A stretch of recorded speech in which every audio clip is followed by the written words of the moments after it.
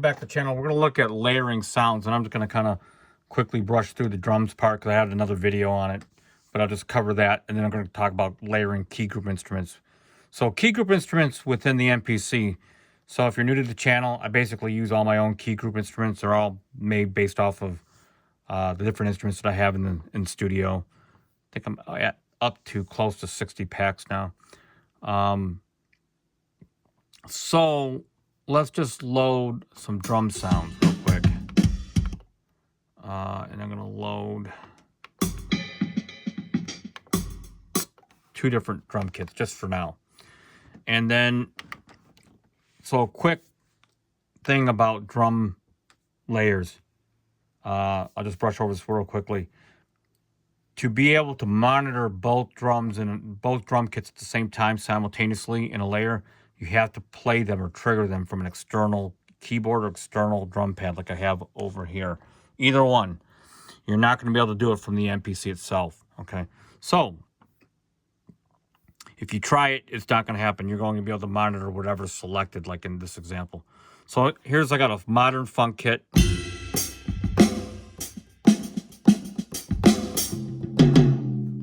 Okay.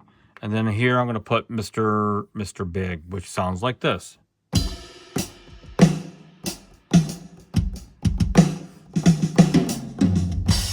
Now, when you go to the pad mixer, all the stuff still is relevant. These are going to be the individual levels that you can tweak per drum kit, okay? But when it comes to layering, if I select them both, I won't be able to monitor them from here. But if I play it from an external controller, whether it's a keyboard or external drum pad, you can hear them both. And it is really big. So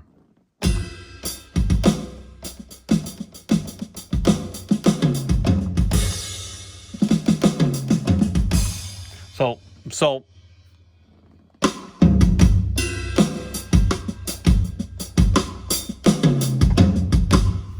I can go into the pad mixer and I can put it on the program mixer, and I can, if I, for example, wanted to take the kick right here, I can take it off the British funk, and now I'm only hearing the other layer, which is going to be this.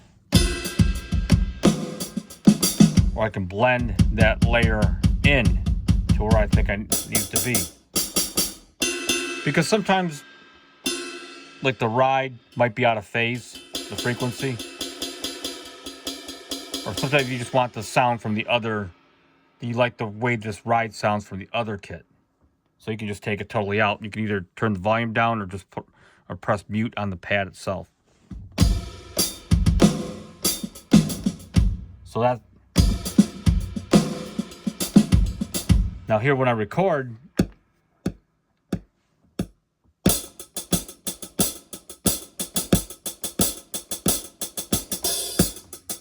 so you're going to hear both of them play back because I'm recording on both MIDI tracks.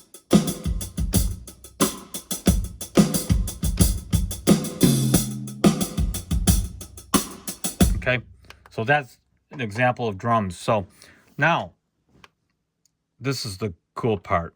Now I'm going to go bring a keyboard sound in. Let's just do...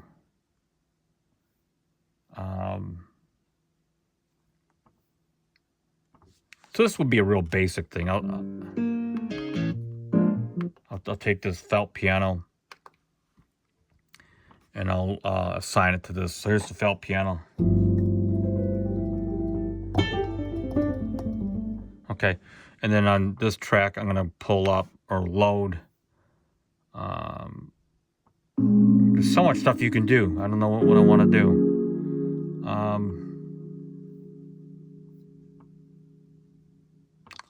Okay.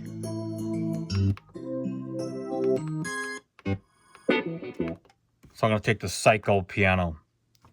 Who knows how this is going to turn out. I don't typically layer these two, but why not?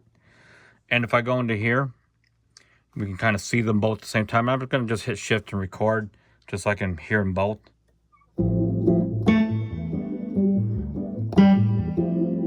See how them layered together? You hear the soft piano? and you get the bite from the phased electric piano. Okay, so if I go into here,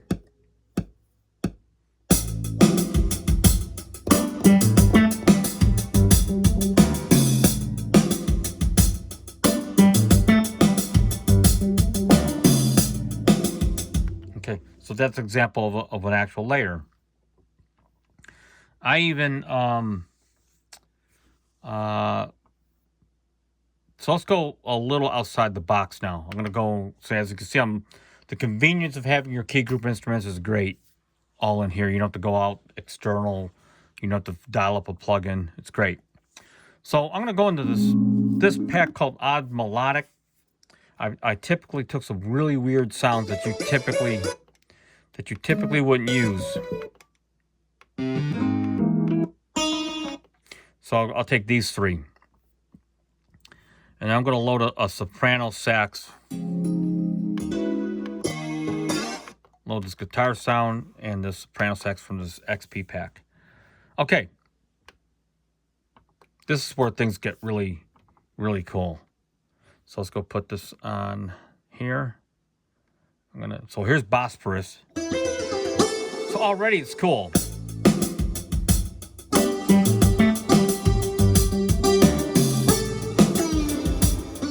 Okay, but let's take it to another level. I'm going to go into lead 2, which is on track 14, and I'm going to pull up the soprano. So here's what the soprano sounds like. All right. So if I double click this main button, if you're new to the MPC, you can get to this button, this page here, which is the same thing as hitting this little icon here with the little bars. And I'm going to go in and select them both, and I'm going to sort of work this sound in. I can turn the sax down or bring it in a little bit to get to where I want it to be. So now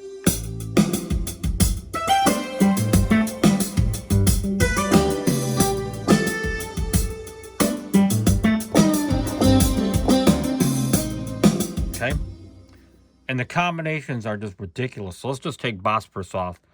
And I'll put Dirty Voltage instead.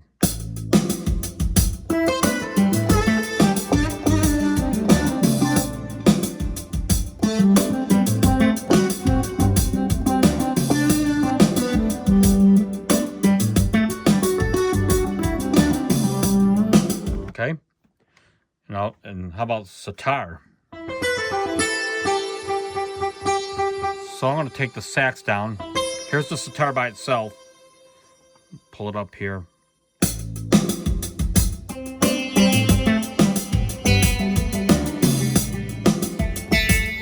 Which is good. I mean, it sounds good by itself. Let's go and pull up the soprano a little bit, and I'm going to blend it in. Just a little bit.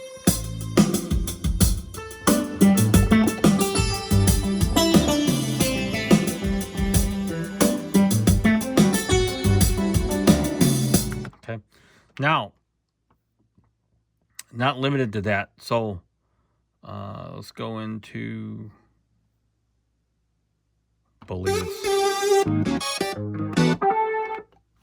this little Summit lead I like to use a lot.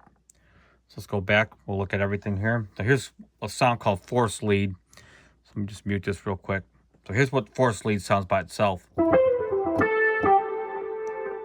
Now let's add a little bit of the sitar.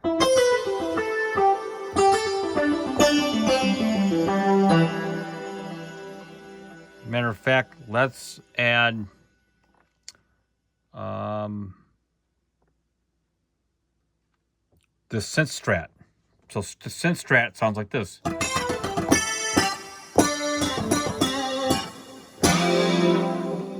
Which is cool. Okay, so if I go into here and add them all,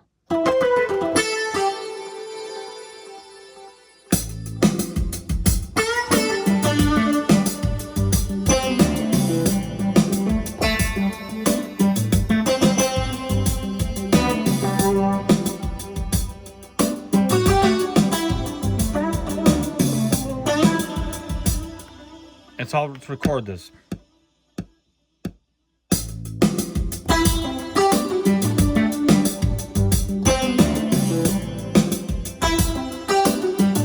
What happens is all these 3 tracks, which I just did, the MIDI data is on each individual track, so it's captured all in one stack, and you can play it at one time.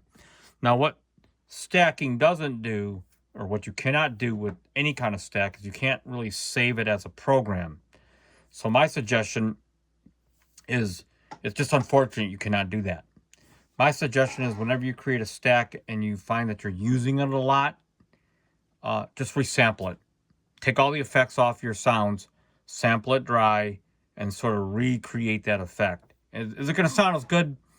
You're going to find some differences that you're just not going to be able to capture the resolution of the original sample, but it'll get close enough, okay? So, like this stack here, if I found out that I was using it, what I would do, I would go in, right? I would go into here, and all I would do is go into the effect, turn it off on all the different channels, and just resample everything. So the last example, maybe I can do this, maybe I can't. So we'll go back into here. I'm going to go into a synth bass.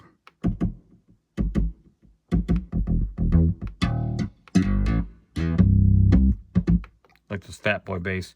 And then I'm going to go into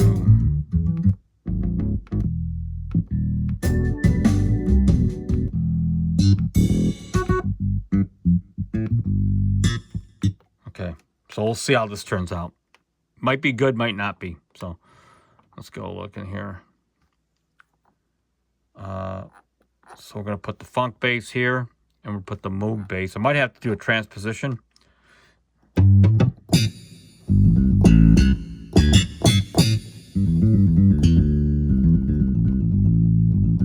So let's just stack them now.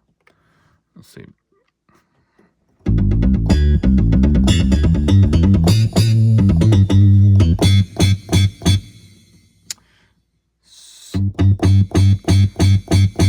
So see.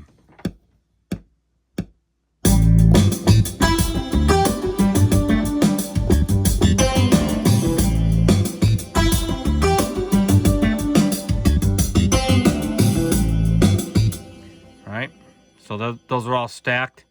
One last thing I'm gonna.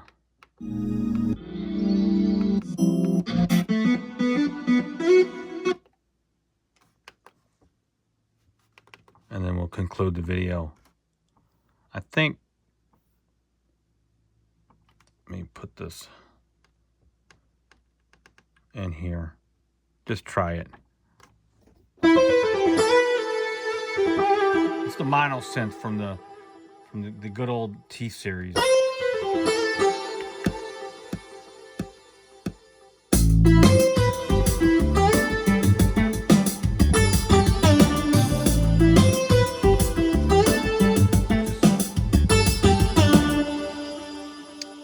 I just what I did is just re-recorded this. Let's try it again.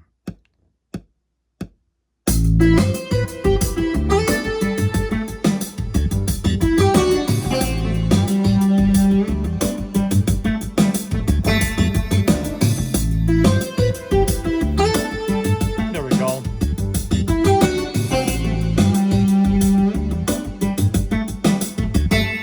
And what's kind of cool is like I said, as you start building your composition, like this drum stack, I'm going to load one more. I'll show you how this works here. This is going to be cool.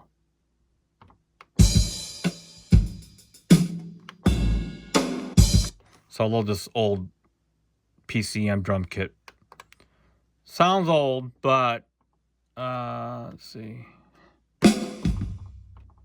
Check this out. Okay, so watch this. If I layer these, both of these, that sounds really fat.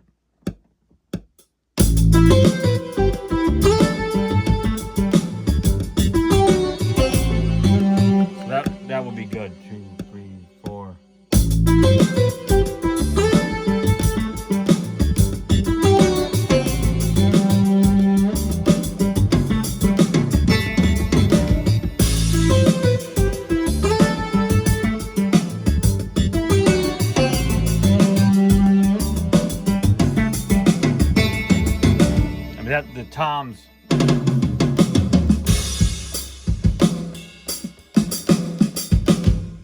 So, you know, I just sort of scratched the surface because it's really endless of what you can do. So anyway, until next time, peace out.